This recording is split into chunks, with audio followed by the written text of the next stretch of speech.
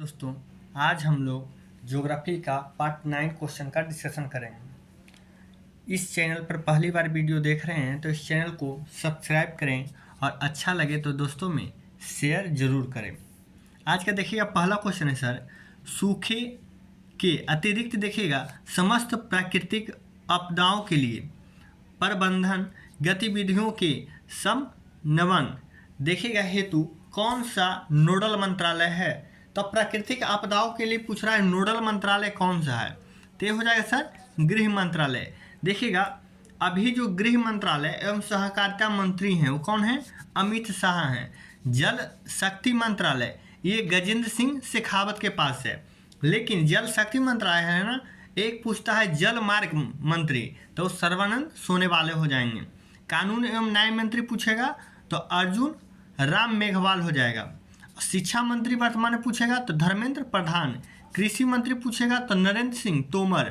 खेल मंत्री पूछेगा तो अनुराग सिंह ठाकुर। स्वास्थ्य मंत्री पूछेगा तो मनसुख मंडाविया। कानून एवं न्याय मंत्री हो ही गया अर्जुन राम मेघवाल।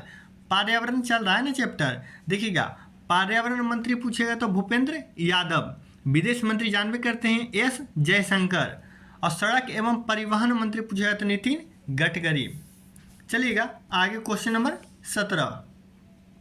ये देखिएगा सर, प्राकृतिक आपदा की भविष्यवाणी करने वाले ऐप का शुभारंभ करने वाला राज्य कौन सा है। यानी प्राकृतिक आपदा आने की भविष्यवाणी यानी ऐप बनाया गया है, शुभारंभ कौन सा राज्य किया है, तो ये किया है उत्तराखंड। क्वेश्चन नंबर देखिए 18। बैरोमीटर पाठ्यांक के अचानक गिरावट हो जाने से कौन सी मौसम की दशा इंगित करती है, तो आंधी तूफान आ जाएगा। जब बैरोमीटर के पाठ्यांक का एक नीचे गिर जाएगा तो आंधी तूफान।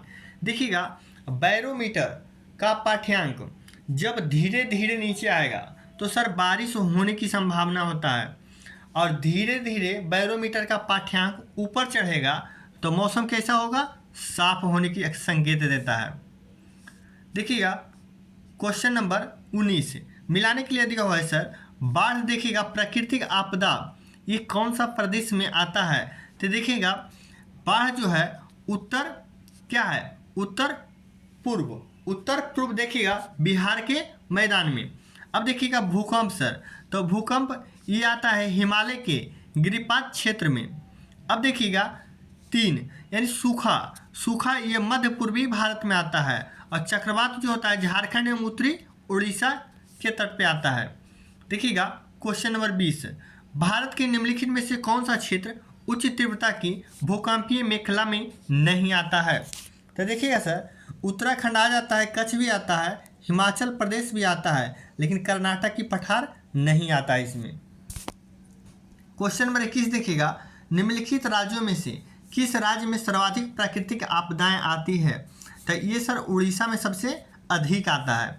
क्वेश्चन नंबर 22 देश के पहले आपदा प्रबंधन प्रशिक्षण संस्थान की स्थापना कहाँ की गई, तो देखिएगा सर लातूर जो पड़ता कहाँ है, महाराष्ट्र में पड़ता है। ये देखिएगा सर CRPF के परिचालन कमान के तहत 2008 कब 2008 में इसका स्थापित किया गया था।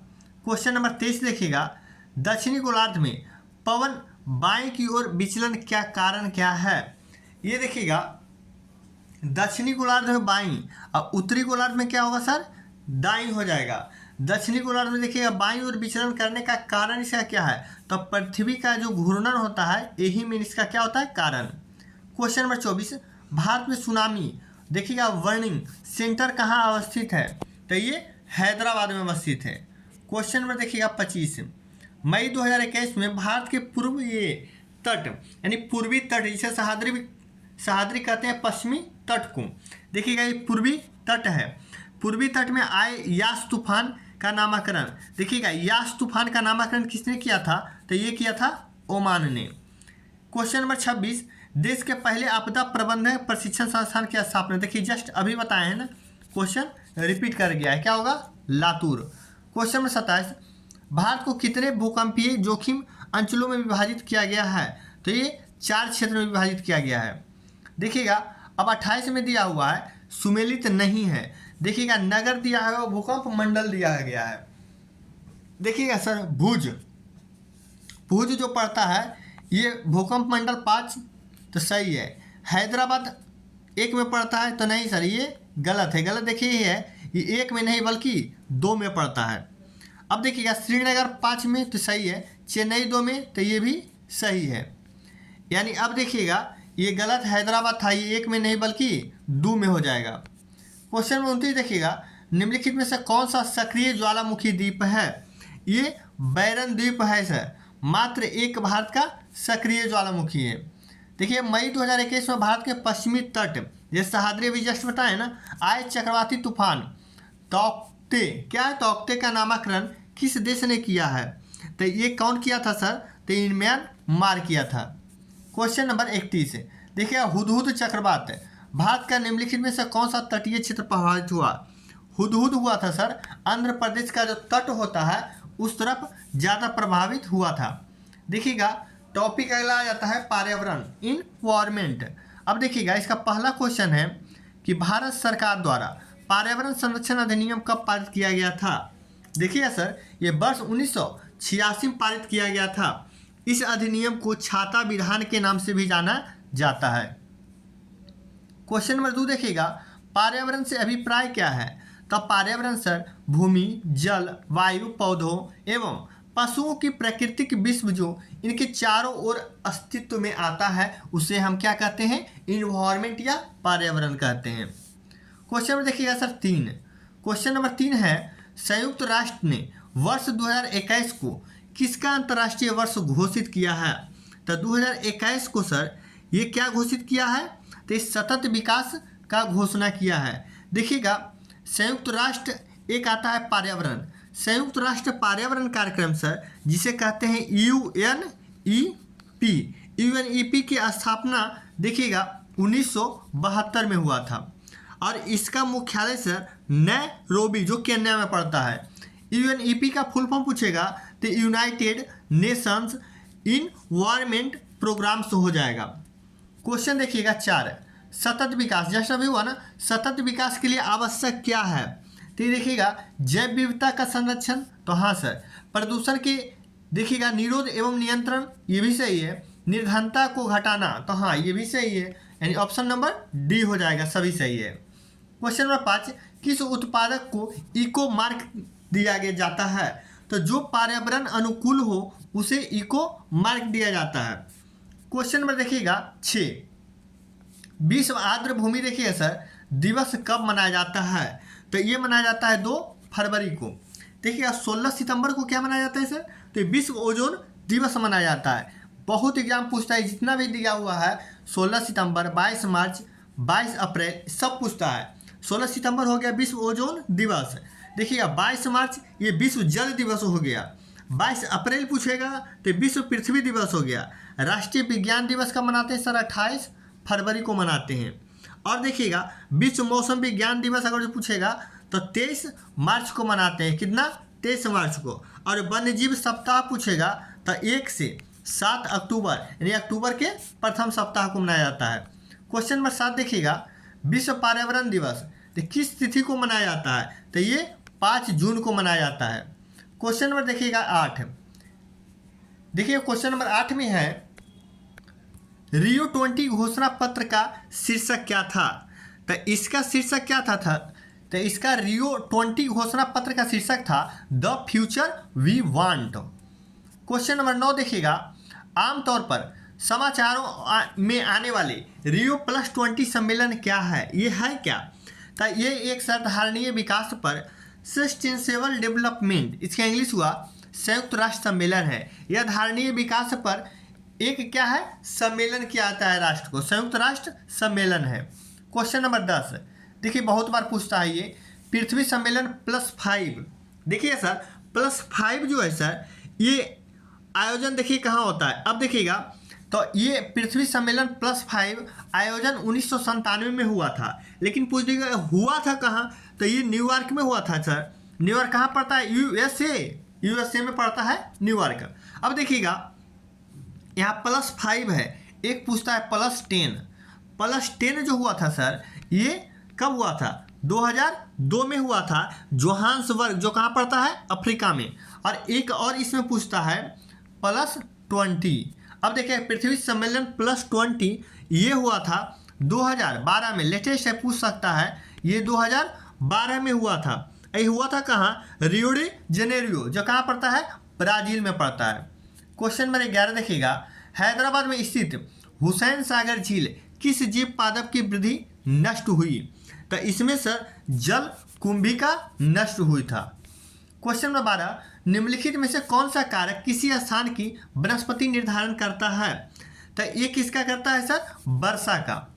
क्वेश्चन नंबर 13, परितंत्र देखिएगा, परितंत्र में ऊर्जा का पिरामिड कैसा होता है? तो ऊर्जा का पिरामिड जो होता है सर सदैव सीधा होता है। क्वेश्चन नंबर 14, अधिक वर्षा वाले उष्ण क्षेत्रों में भारी वर्षा होती है, अतः वहाँ वन कैसे होते हैं? तो वहाँ सदाबहार वन होते हैं। क्वेश्चन नंबर आगे देखिएगा 15, क्वेश्चन नंबर 15 है कि पौधे किस प्रकार का जल अवशोषित करते हैं? तो एक कोशिका जल, केशिका जल, जो जल पौधे में सर एक जाइलम होता है, एक फ्लोएम। तो जाइलम जो होता है सर जल जड़ से लेकर के पूरे पौधे तक ये केशिका के द्वारा ही जल पूरे पेड़ में जाता है लेकर के। और एक होता है फ्लोएम, फ्लोएम जो होता है फल, यानी ऊर्जा जो उत्पादन होता है खाना, जिसे जल से जाइलम हो गया, फ से फल हो गया, यानी फलों तक पहुंचाता है बना हुआ भोजन को, उसे क्या कहते हैं? फ्लोएम कहते हैं।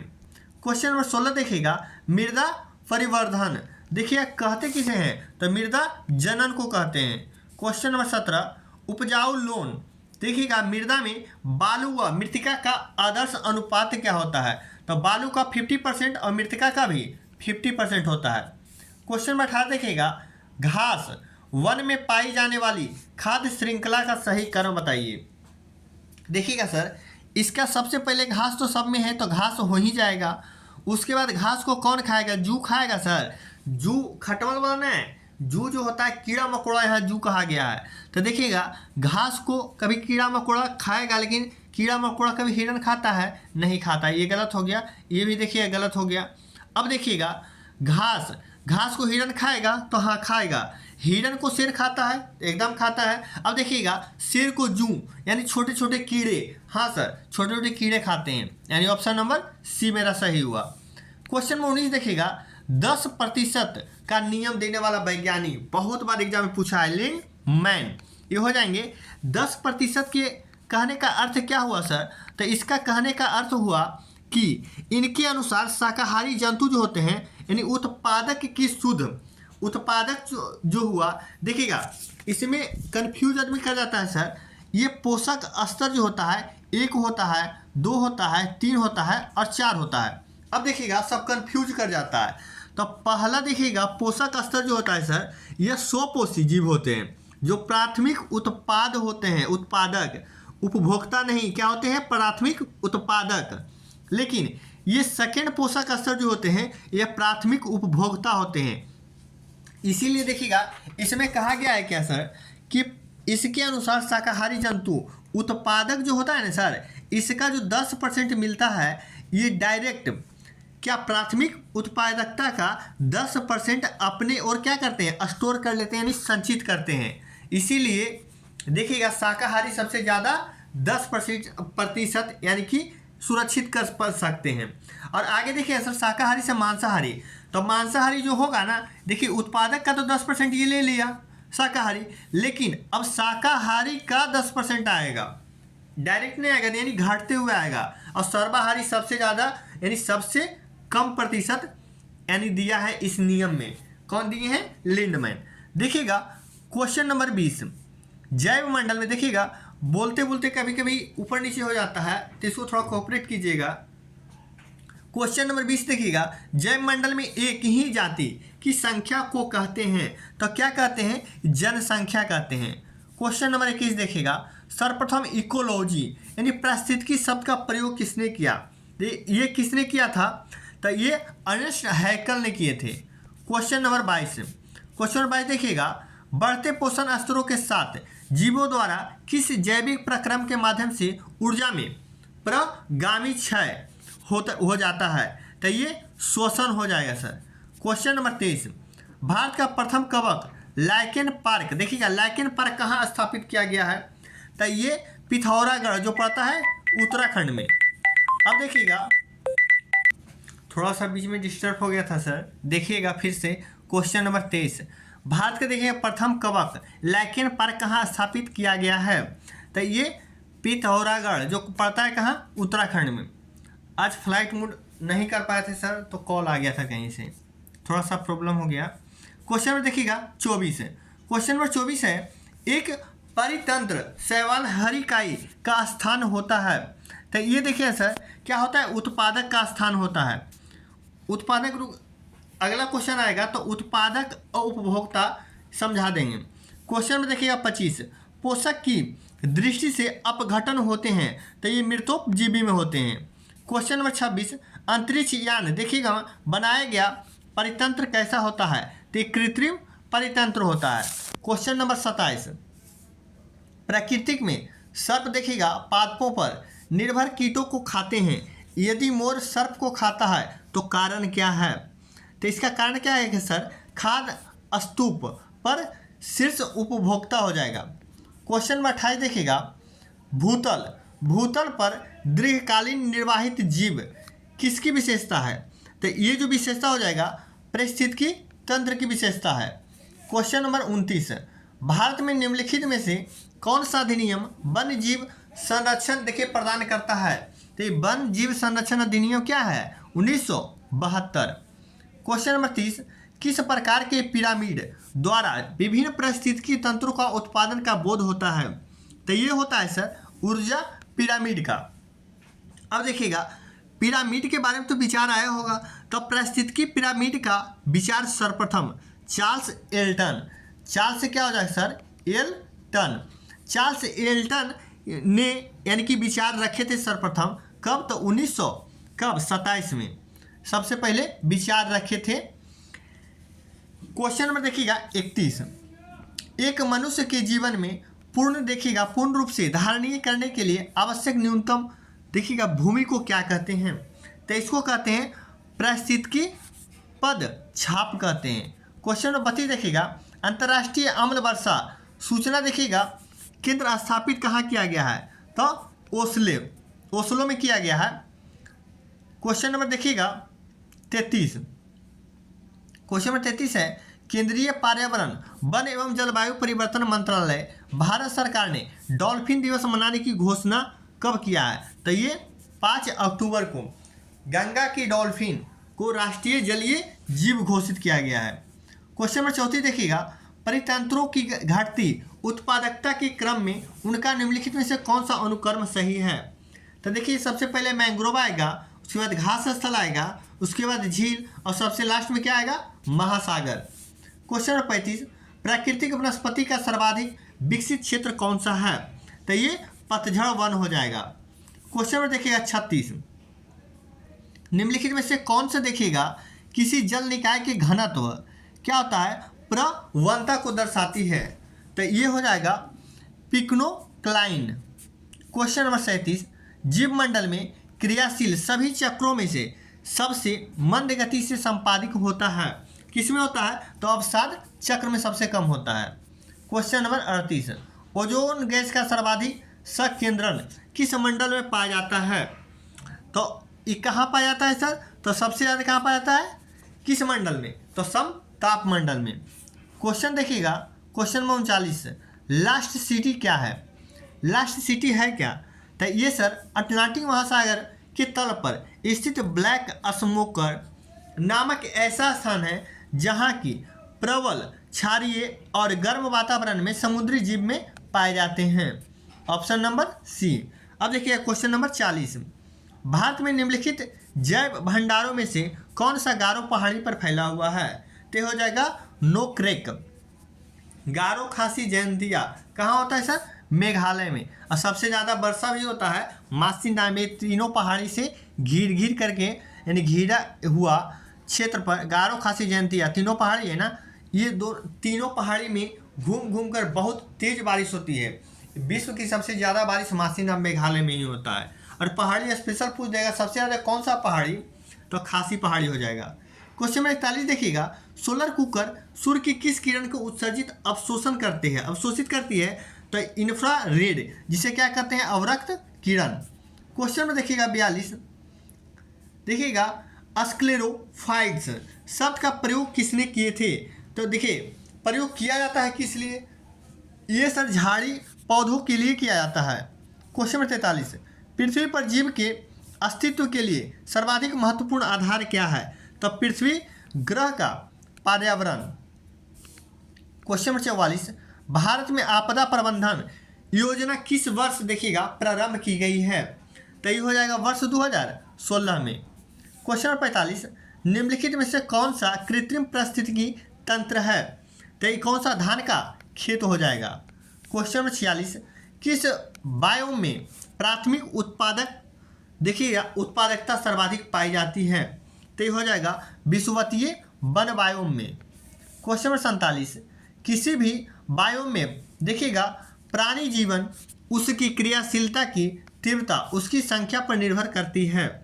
तो ये हो जाएगा वनस्पति की संरचना सकल बायोस देखिएगा बायोमास एवं जातियों का संगठन पर।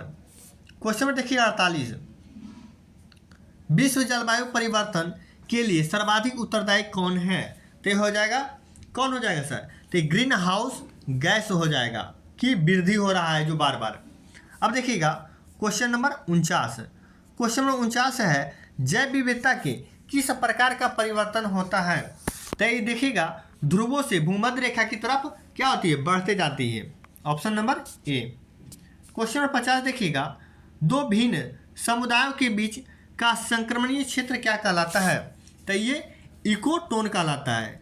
क्वेश्चन में देखिएगा 51, national bureau of plant genetics resources कहाँ स्थित है? तो ये न्यू दिल्ली में स्थित है।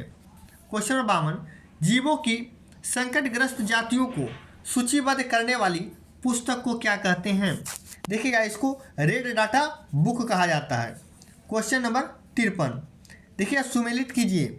तो इसमें सर जैव मंडलीय क्षेत्र और स्थापना वर्ष, नीलगिरी का स्थापना 1946, नंदा देवी का 1988, कंचनजंगा का 2000 ईस्वी और देखिएगा अचान कवार इसका अमरकंटक जो है इसका 2005 में हो जाएगा। अब देखिएगा सर एक नीलगिरी को विश्व के क्या है? नीलगिरी को यूनेस्को द्वारा जैव मंडल आरक्षित क्षेत्र कब घोषित किया गया है पूछ सकता है? तो 2000 ईस्वी में। 2000 ईस्वी में यूनेस्को क्या किया है? इसको जैव मंडल आरक्षित क्षेत्र घोषित किया है। क्वेश्चन नंबर 54, नवीन विकसित देखिएगा विज्ञान की कौन सी शाखा जैव विविधता के लिए खतरे की घंटी है? तो जैव प्रौद्योगिकी। क्वेश्चन नंबर 55, किस प्रकार की जैव विविधता का उपयोग प्रजनन कार्यों में किया जाता है? तो ये हो जाएगा आनुवांशिक विविधता। क्वेश्चन नंबर 56 देखिए, भारत में जैव विविधता की दृष्टि से समृद्ध स्थल कौन सा है? तो हो जाएगा पश्चिमी घाट जिसे सह्याद्री घाट भी कहते हैं। क्वेश्चन नंबर 57 देखिएगा, जैव विविधता में ह्रास का मुख्य कारण क्या है? प्राकृतिक आवासीय निवास यानी विनाश जो हो रहा है, प्राकृतिक आवासीय का विनाश जो हो रहा है यही मुख्य कारण है। क्वेश्चन नंबर 58, निम्नलिखित में से कौन सा स्थल वनस्पति संरक्षण हेतु स्वस्थान पद्धति नहीं है? तो देखिएगा वनस्पति उद्यान जो है ये नहीं होगा। क्वेश्चन नंबर 59, निम्नलिखित में से कौन सी जैव विविधता के संरक्षण के लिए महत्वपूर्ण क्या है रणनीति? तो ये हो जाएगा जैव मंडल रिजर्व।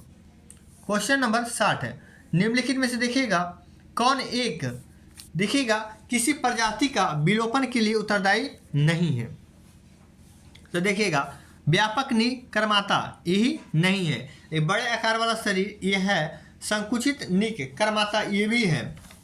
अब देखिए आनुवांशिक भिन्नता की कमी ये भी है लेकिन व्यापक निकर्माता नहीं है।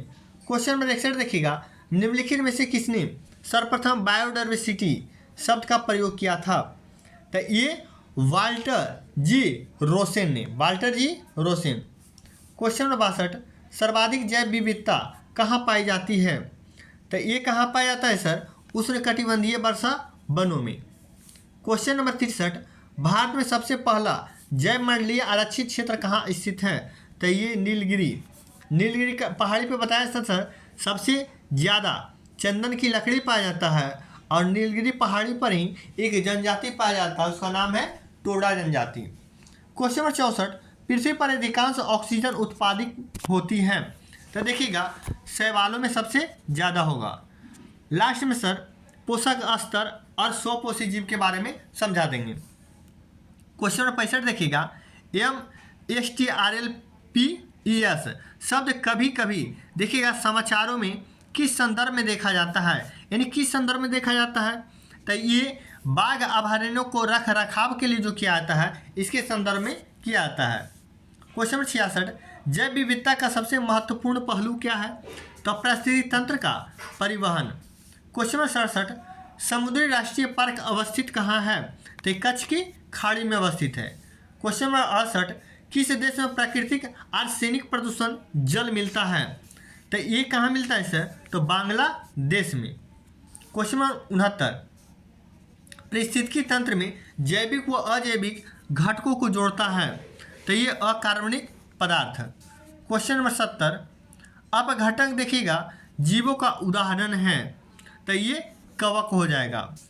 क्वेश्चन नंबर 71, जैव भार में कौन सम्मिलित है।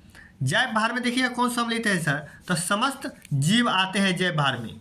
क्वेश्चन नंबर 72, शाकाहारी जीव क्या कहलाते हैं।